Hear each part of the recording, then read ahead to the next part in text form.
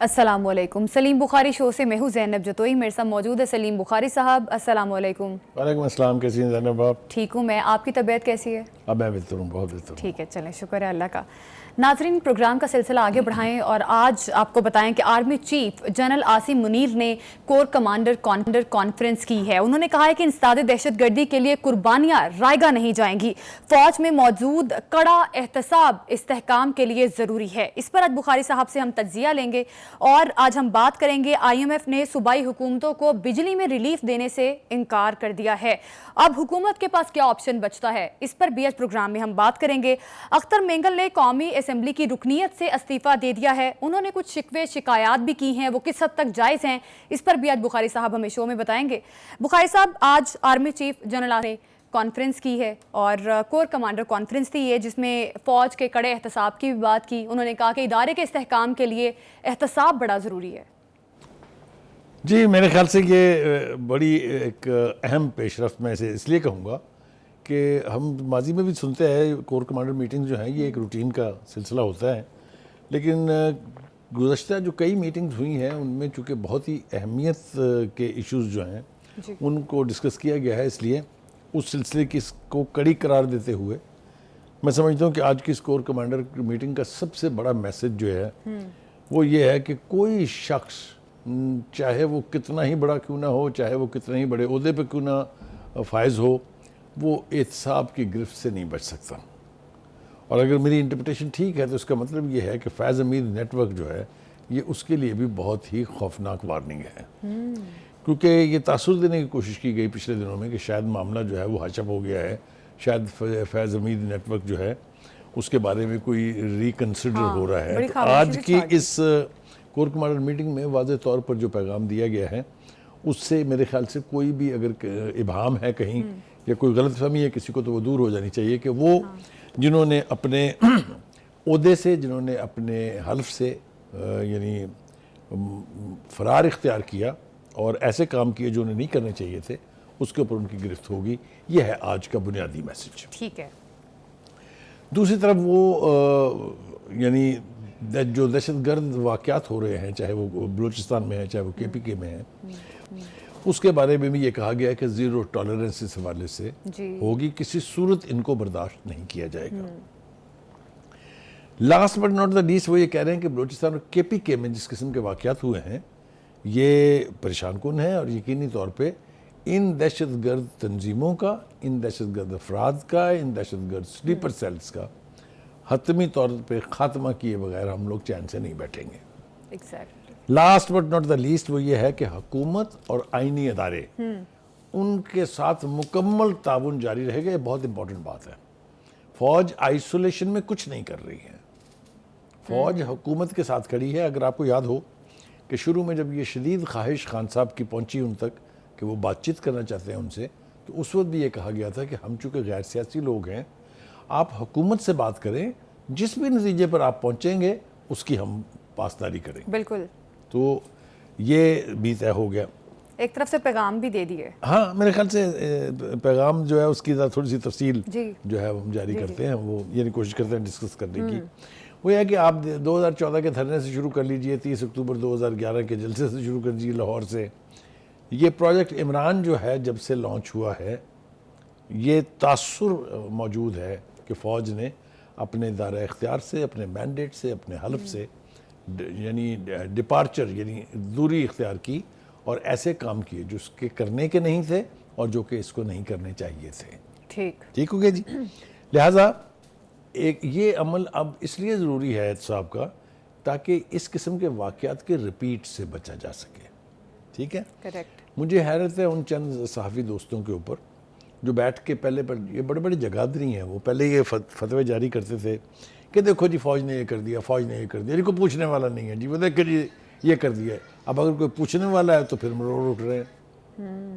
دیکھیے نا جنرل عاصم منیر کیا کہہ رہے ہیں, وہ کہہ رہے ہیں کہ ہمارا کام ریاست کے ساتھ کھڑا ہونا ہے, ہمارا کام حکومت وقت کا ساتھ دینا ہے, آئینی اداروں کا تحفظ کرنا ہے. بتائیے ذرا اس میں کوئی غلط بات ہے تو مجھے بتائیں. بالکل غلط بات نہیں ہے. اور اگر فوج کا یہی رول تھا اور وہ اب یہی کرنے پر اصرار کر رہے ہیں تو پھر میرے خیال سے کسی قسم کی کوئی یعنی اس کے اوپر ریزسٹنس نہیں ہونی چاہیے فرام نو ویئر. ٹھیک ہے جی. آپ کی مسکراہٹ یہ بتا رہی ہے کہ میں ابھی آگے جانے والا ہوں اور ابھی بہت کچھ اور جو ہے وہ ڈسکس ہونے والا ہے. جی. لیکن گزارش یہ ہے کہ انہوں نے آج کی جو کور کمانڈر کانفرنس ہے اس میں کہا کہ دیکھیے جتنا بھی بڑا مرضی افسر ہو, جتنے بھی بڑے مرضی عہدے پر ہو, اس کو ڈپارٹ نہیں کرنا چاہیے اپنی بیسک حلف سے اور اپنے بیسک جو رول ہے ان کا. بالکل. ٹھیک ہے جی. بالکل. اس کے حوالے سے انہوں نے کہا کہ جنہوں نے بھی یہ کیا ہے ہم ان کو یعنی انصاف کے کٹہرے تک بھی لائیں گے, ان کے خلاف پروسیڈنگز بھی ہوں گی, ان کو سزائیں بھی ہوں گی. ٹھیک. فوج کی جو روایت ہے خود احتسابی کی, اس میں آپ نے دیکھا کہ بڑے بڑے ناموں کو, بڑے بڑے افسران کو اس سے پہلے بھی سزائیں ہو چکی ہوئی ہیں. بالکل. یعنی جو جس کو کہتے ہیں نیول چیف تک کا تو احتساب ہو چکا ہے, تو ہماری یادداشت میں زندہ ہے نا ابھی منصور الحق صاحب کا. بالکل. اس کے بعد ہم نے دیکھا 2 اسٹار جنرلز کو سزا ہوئی, بہت سیریس سزا ہوئی اسپائنیج کے چکر میں.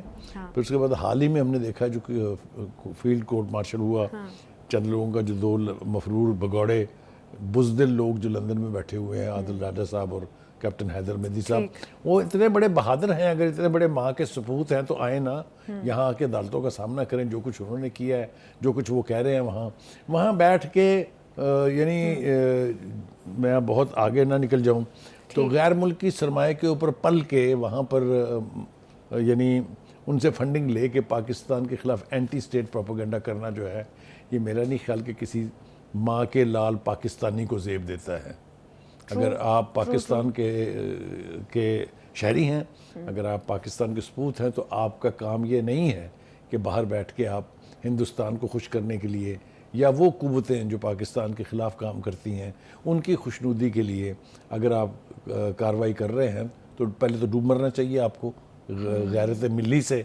اور اگر آپ کو غیرت نام کی کوئی چیز آپ کے پاس نہیں ہے تو پھر آپ کا احتساب اور پکڑ ہونی چاہیے. ٹھیک. قاری صاحب, جس طرح سے آج کی کانفرنس میں بھی اکاؤنٹیبلٹی کی بات کی گئی, اس سے قبل بھی ہم نے دیکھی بہت ساری کانفرنسز جو فوج نے کی, انہوں نے یہی بات کی کہ احتساب ہونا چاہیے, ہر ادارے کو احتساب کرنا چاہیے اور ادارے کی فلاح بھی اسی میں ہے. کیا آج انہوں نے جو بات کی ہے احتساب کی, کیا باقی آئینی ادارے جو ہیں ان کو بھی میسج ہے کہ آپ لوگ بھی احتساب کریں؟ آپ نے بالکل صحیح سمت میں اشارہ کیا ہے کہ جب وہ یہ کہہ رہے ہیں کہ ہم اپنے لوگوں کو نہیں چھوڑ رہے ہیں, چاہے وہ جتنے بڑی مرضی عہدے کے اوپر وہ فائز تھے, تو ایک نیچرل بات ہے کہ آپ لوگ بھی اپنے اندر ذرا جھانکیں, اپنی خود احتسابی کا عمل آپ اپنے اداروں میں بھی جو ہے وہ جاری کریں, کیونکہ اگر ایسا ہوگا تو تبھی تو ایک ایسا معاشرہ آپ تشکیل دے سکتے ہیں جس کے اندر چھپے ہوئے بغلوں کے اندر غدار نہ ہوں, جس میں یعنی اقتدار کی خواہش رکھنے والے لوگ ہر جائز ناجائز طریقے سے اقتدار پر قابض ہونا نہ چاہتے ہوں.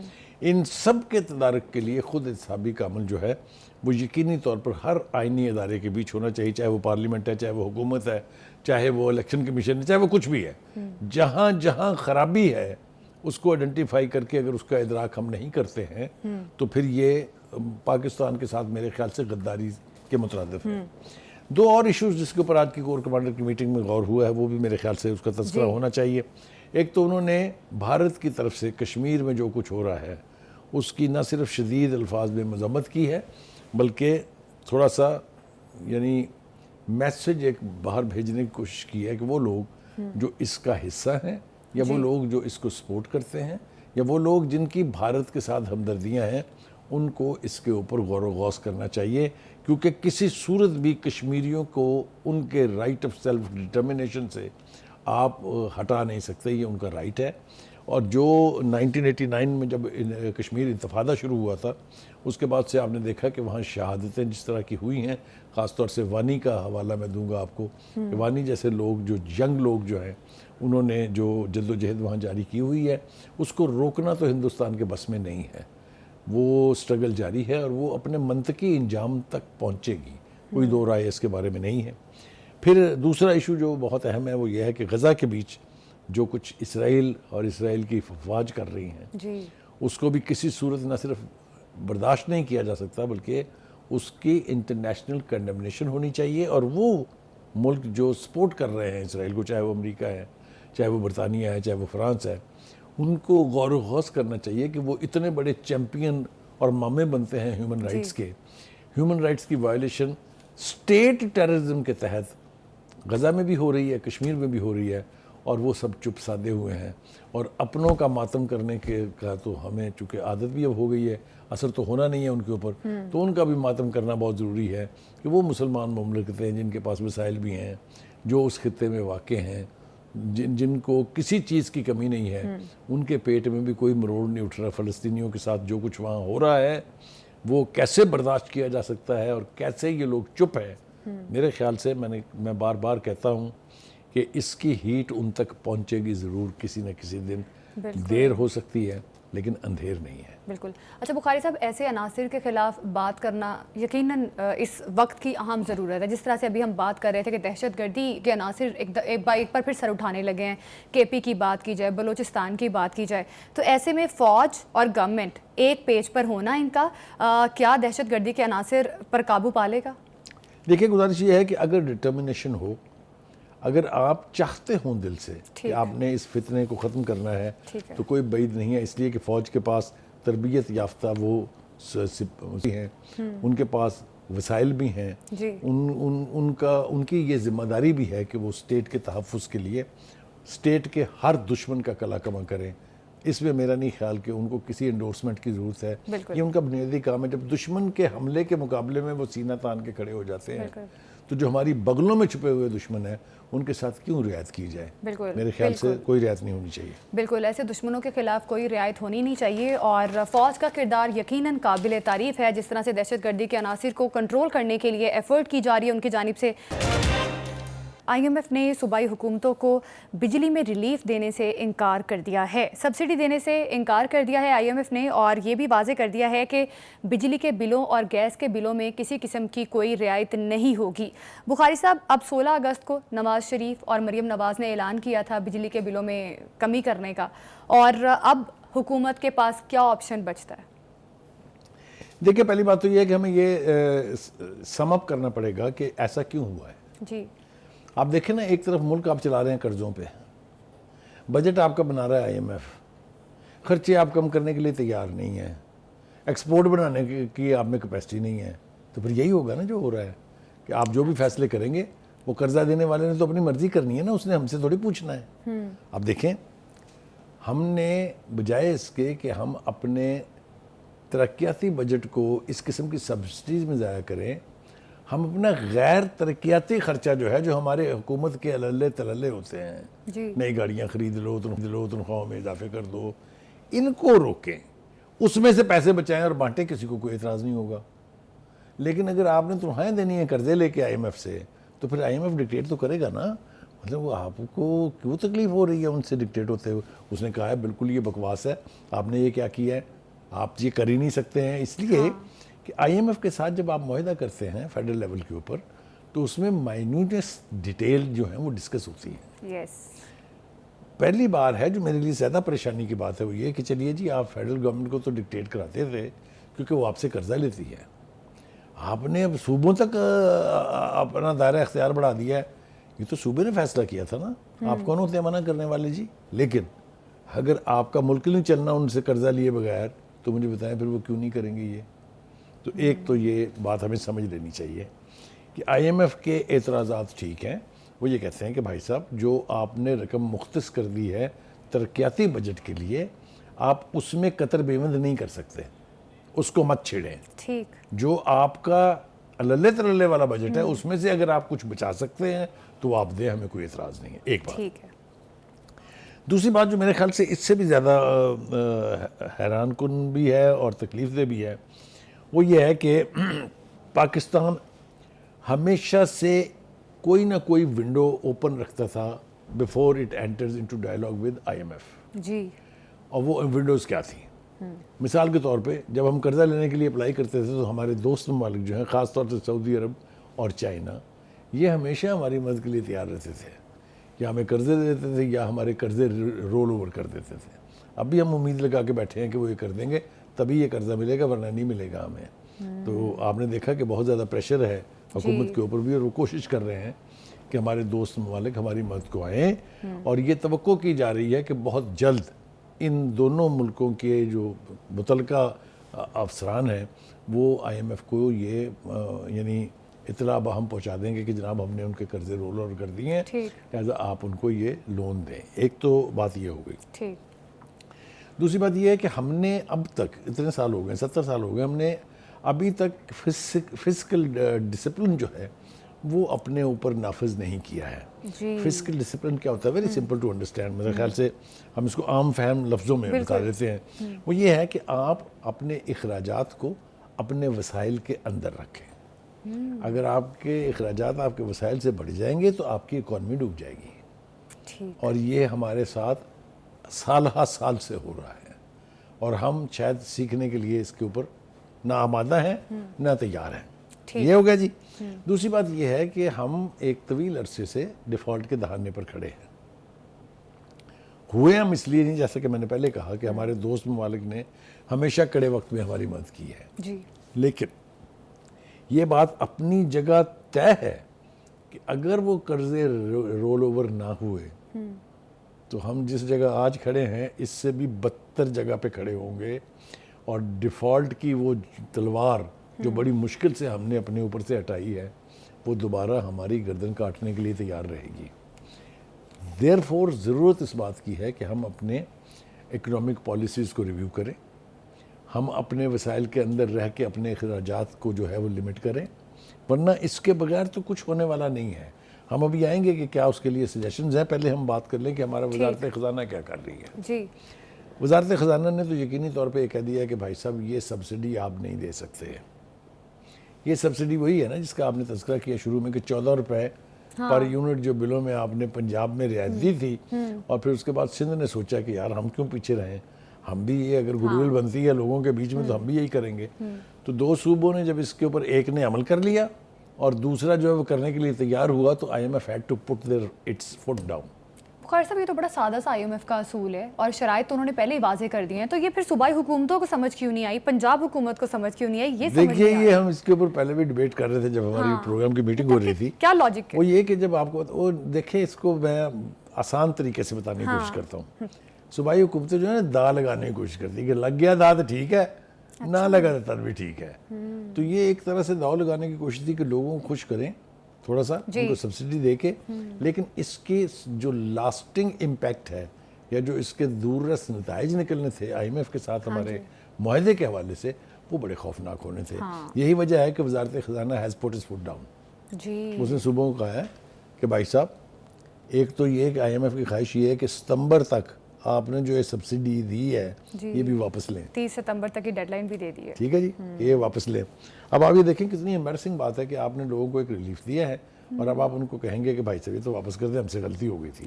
تو حکومتیں اس طرح کی بونگیاں مار رہی ہیں، میں کہوں گا اس کو، میں اس کو کوئی وائز فیصلہ تو نہیں کہہ سکتا. تو ایک تو یہ صورتحال ہے کہ IMF کی بات ہم کو ماننی پڑے گی اگر ہم نے ان سے پیسے لے کے اپنی اکانومی ٹھیک کوئی اور آپشن ہی نہیں ہے. ہمارے پاس کوئی اور آپشن نہیں ہے. اب اجائیے صاحب ایک صاحب ہیں جو انٹل ریسنٹلی تو حکومت کا حصہ تھے، اعجاز گوہر صاحب ہیں، ہماری دوست ہیں، ہماری دوستی ہے ان سے، بہت اچھے تعلقات ہیں ان سے. وہ آپ کو یاد ہے یہ IPPs کے حوالے سے کتنا سٹرونگ سٹانس انہوں نے لیا تھا، اور یقینی طور پہ انہوں نے اس ایشو کو ایک ایسی نہج پہ پہنچا دیا ہے جہاں کچھ نہ کچھ فیصلے جو ہیں وہ حکومت کو کرنے پڑیں گے. ابھی حال ہی میں آپ نے دیکھا جماعت اسلامی نے جو ایجیٹیشن کیا ہے یا جو پروٹیسٹ کی ایک سیریز چلائی ہے، الٹیمیٹلی اسلام آباد تک جا پہنچے تھے وہ. پھر حکومت نے ان کے ساتھ کچھ انڈرسٹینڈنگ کر کے اس وقتی طور پہ تو وہ جو احتجاج تھا وہ ختم کرا دیا ہے، لیکن اس سے مفر ممکن نہیں ہے. حکومت کو یقینی طور پہ کچھ نہ کچھ کرنا پڑے گا، کیونکہ یہ جو کیپیسٹی پیمنٹ کا ایشو ہے it is a crisis for Pakistan in particular. لیکن یہ صورتحال اگر کہیں بھی ہو دنیا میں تو یہ قابل برداشت بھی نہیں ہے اور قابل قبول بھی نہیں ہے. تو ایک تو ہمیں اس حوالے سے بہت کچھ کرنا پڑے گا. اب جو انہوں نے سجیشنز دیے ہیں تو تھوڑی سی اس کی بات کر لیتے ہیں.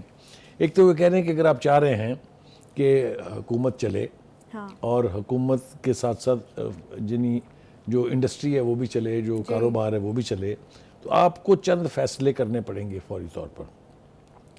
ایک تو وہ کہتے ہیں کہ شرح سود میں آپ 4% کمی کرتے ہیں. ٹھیک.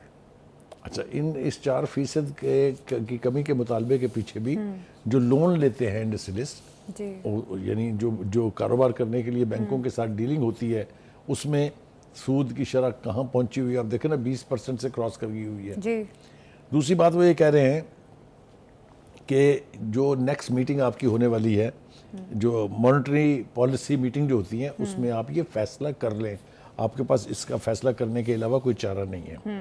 دوسری بات وہ یہ کہہ رہے ہیں کہ بجلی کے نرخوں میں آپ کو کمی الٹیمیٹلی کرنی پڑے گی اگر آپ چاہتے ہیں کہ عوام بھی مطمئن رہیں اور آپ کی انڈسٹری بھی چلے اور آپ کی اکانومی بھی بہتر ہو، تو آپ کو فی یونٹ قیمت جو ہے وہ 25 روپے کرنی پڑے گی.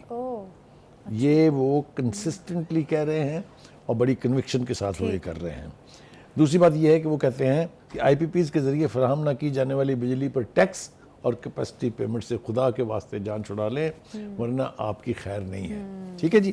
تو یہ ساری سجیشنز اپنی وزارت خزانہ جو کچھ کر رہی ہے اس وقت وہ اپنی جگہ ہے، لیکن اگر آپ نے ڈیفالٹ سے بچنا ہے، اگر آپ نے آئی ایم ایف کے ساتھ اپنی ریلیشن شپ کو بہتر رکھنا ہے، اگر آپ نے اپنے دو دوستوں چائنا اور سعودی عرب سے قرضے رول اوور کرانے ہیں، تو آپ کو اپنی پالیسیز پر غور کرنا پڑے گا. جس نہج پہ ملک چل رہا ہے اس کے اوپر اگر آپ چلتے رہیں گے تو آپ آج بھی ڈوبے کل بھی ڈوبے. بالکل ڈیفالٹ سے بچنے کے لیے آئی ایم ایف کی پالیسیز پر ہی عمل کرنا ہوگا. بی این پی کے سربراہ اختر مینگل نے قومی اسمبلی کی رکنیت سے استعفیٰ دے دیا ہے. انہوں نے کچھ گیلے شکوے کچھ شکایات بھی کی ہیں بخاری صاحب. انہوں نے کہا ہے کہ اسمبلی ہماری آواز نہیں سنتی، اس اسمبلی میں بیٹھنے کا فائدہ کیا، اور ساتھ ہی ساتھ انہوں نے کہا ہے کہ پاکستان میں سیاست سے بہتر ہے پکوڑے بیچ لیے جائیں. تو یہ جو گیلے شکوے شکایات کی جا رہی ہیں کیا جائز ہے؟ دیکھیں، پہلی بات تو یہ کہ میں سمجھتا ہوں بنیادی طور پر یہ ایک جذباتی فیصلہ ہے. ٹھیک ہے. جذباتی فیصلہ اس لیے ہے کہ اختر مینگل صاحب سیزنڈ پولیٹیشین ہیں اور وہ کسی حادثے کی پیداوار نہیں، ان کے پورے خاندان کی ایک پوری تاریخ ہے. جی. ان کے والد صاحب بھی بہت بڑے پائے کے لیڈر تھے اور وہ گورنر بھی رہے، یہ خود بھی چیف منسٹر رہے، تو اور پارلیمنٹ کے اور پروونشل اسمبلیز کے منتخب ہوتے رہے یہ کافی عرصے سے. ان کی ٹرائب جو ہے بڑی امپورٹنٹ ٹرائب ہے بلوچستان کی. میں ایکسپیکٹ نہیں کرتا تھا کہ وہ اس طرح کا فیصلہ کریں گے. ان کو اگر اسپیکر نے نہیں بولنے دیا کسی ایک سیشن میں تو اس کا مطلب یہ نہیں ہے کہ آپ کی کوئی زبان بندی ہے، کوئی آپ کو سننے کے لیے تیار نہیں ہے. انہوں نے ایسی جذباتی تقریریں اور ایسی جذباتی پریس کانفرنسز کی ہوئی ہیں جس کی ایک آزاد ملک میں ہی اجازت دی جا سکتی ہے. بلوچستان از اے پرابلمیٹک پروونس، کوئی اس میں دو رائے نہیں ہے، کیونکہ ایک طویل عرصے تک وہاں کے لوگوں کو محروم رکھا گیا ان کے حقوق سے. لیکن اس میں صرف اس وقت کی حکومتوں کا قصور نہیں ہے. مطلب مجھے آپ یہ بتائیے کہ جو کچھ بھی بلوچستان میں ہوتا رہا زیادتیاں، تو ہم نے اس کا بار بار ذکر کیا ہے پورے میڈیا میں. میرے خیال سے یہ موسٹ فیورڈ سبجیکٹ رہا ہے کہ بلوچستان کے لوگوں کے ساتھ بڑی زیادتی ہوئی ہے، وہ احساس محرومی کا شکار ہیں، ان کے لیے بہتری لانے کی کوشش کرنی چاہیے. اور میں آپ کو ایمانداری سے کہوں، ایسا نہیں ہے کہ بہتری لانے کی کوشش نہیں کی گئی ہے. میں آپ کو ایک لیٹسٹ مثال دے دیتا ہوں کہ زرداری صاحب نے صدر بننے کے فوراً بعد، پچھلی دفعہ جب وہ صدر بنے تھے، جب پیپلز پارٹی کی گورنمنٹ تھی، انہوں نے پوری بلوچ قوم سے ہاتھ باندھ کے معافی مانگی کہ آپ کے ساتھ ماضی میں جو زیادتیاں ہوتی رہی ہیں میں بحیثیت صدر اس کے لیے معافی چاہتا ہوں. ایک بات. دوسرا، انہوں نے پھر آغاز حقوق بلوچستان جو ہے اس کا اجرا کیا.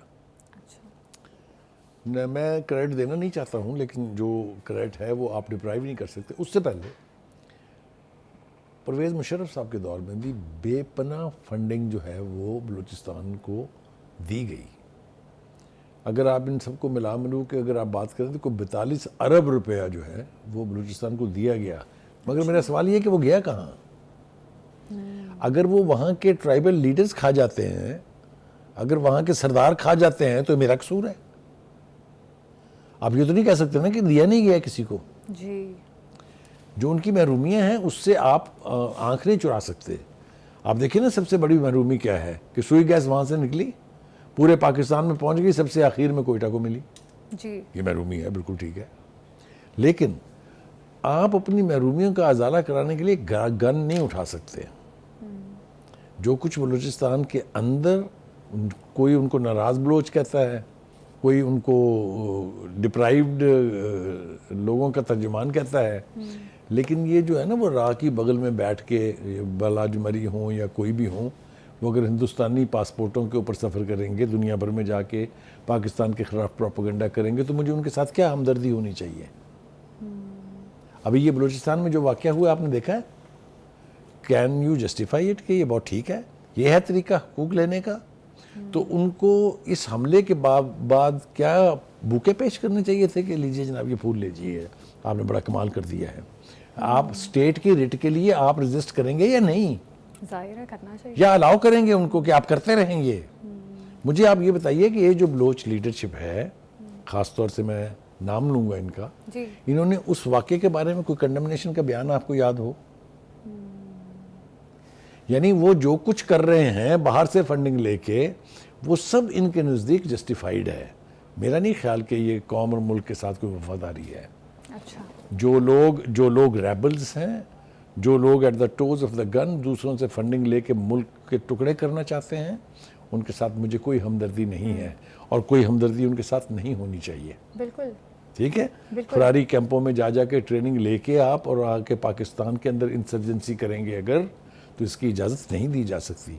وہ جو ہم نے پہلے سیگمنٹ میں بات کی کور کمانڈر میٹنگز کی، اس میں بھی یہی میسج لاؤڈ اینڈ کلیئر ہے کہ آپ at the toes of the guns اپنا رائٹ نہیں لے سکتے ہیں۔ آپ اپنے نمائندے چنیں، آپ کے نمائندوں کو پارلیمنٹ میں آ کے بات کرنی چاہیے۔ یہ مینگل صاحب نے 2-3-4 باتیں ایسی کی ہیں جو میرے لیے بہت قابل اعتراض ہیں۔ مطلب وہ کہتے ہیں کہ مجھے ریاست پر اعتماد نہیں رہا، جی تو پھر آپ یہاں کر کیا رہے ہیں؟ چھوڑ جائیں نا اس کو، جس ریاست پر آپ کو اعتماد نہیں، اس کے اندر تو رہنے کا آپ کو حق ہی نہیں ہونا چاہیے۔ دوسری بات یہ ہے کہ کون کہتا ہے کہ بلوچستان کی آواز نہیں سنی گئی؟ بلوچ صاحبہ جو ہیں وہ اسلام آباد کے اندر کئی دنوں تک نہیں بلکہ کئی ہفتوں تک احتجاج نہیں کرتی رہی ہیں؟ کیا ماما قدیر صاحب جو ہے وہ مسنگ پرسن کے حوالے سے آ کے مظاہرے نہیں کرتے رہے ہیں؟ کون کہتا ہے آواز نہیں اٹھانے دی گئی؟ لیکن میں آپ کو ایک بات وثوق سے اور اب ذمہ داری سے کہہ رہا ہوں کہ بلوچستان کی قیادت، بلوچستان کی لیڈرشپ، چاہے وہ ٹرائبل ہے چاہے وہ الیکٹڈ ہے، جب تک وہ یکسوئی کے ساتھ بلوچستان کے عوام کو حقوق نہیں پہنچانا چاہیں گے، کوئی قوت ان تک یعنی ان کے حقوق کی ضمانت نہیں دے سکتی۔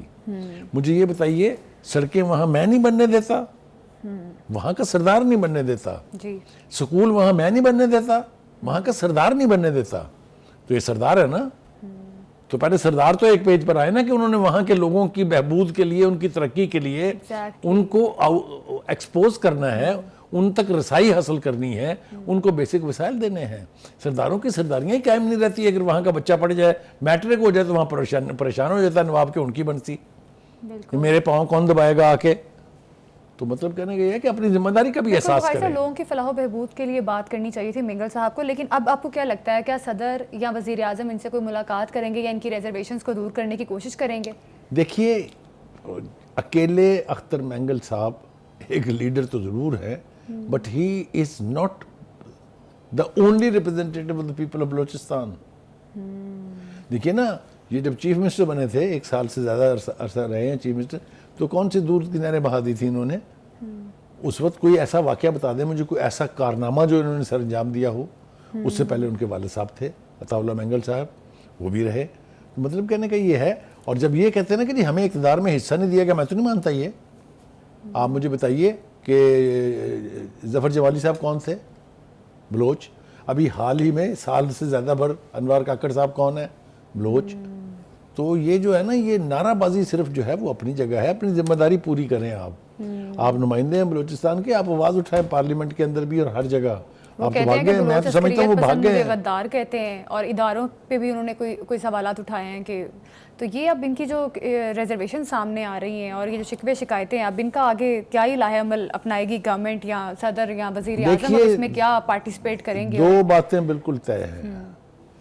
آپ حکومت کو ڈرا کے اس سے بینیفٹ نہیں لے سکتے۔ صحیح بات ہے۔ آپ علیحدگی پسندی کی تحریکیں جو چل رہی ہیں، ان کی اخلاقی مدد کر کے، اس پر خاموشی اختیار کر کے حقوق نہیں دلا سکتے۔ میرا خیال یہ ہے کہ بلوچ قیادت کو ایک پیج پر آنا پڑے گا۔ پہلے تو آپس کے اختلافات ختم کریں، پھر بلوچستان کو تمام وہ فورم جو اویلیبل ہیں جہاں پر بات کی جا سکتی ہے لوگوں کے حقوق کی، ان کو ایکسپلور کریں۔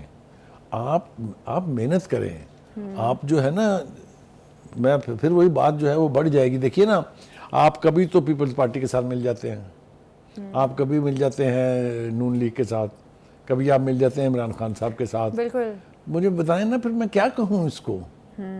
تو میرے خیال سے بلوچ قیادت کو یہ سیریسلی سوچنا پڑے گا کہ سرداروں کی بہبود کا نام بلوچستان کی ترقی نہیں ہے. بالکل. بلوچستان کے گراس روٹ لیول پر جو عوام جو واقعتاً محروم رہے ہیں, بالکل. ان تک جب تک وسائل بالکل نہیں ایک روڈ پہنچیں میپ گے. واضح ہونا چاہیے کہ عوام کی بہتری کے لیے کیا کیا جا سکتا ہے, اور بلوچ قیادت کو ایسے میں ایک پیج پر آنا ہوگا, تب بھی کوئی حل نکلتا ہوا نظر آتا ہے. ابھی پروگرام سے ہمیں دیجیے اجازت, کل پھر ملاقات ہوگی. اللہ حافظ.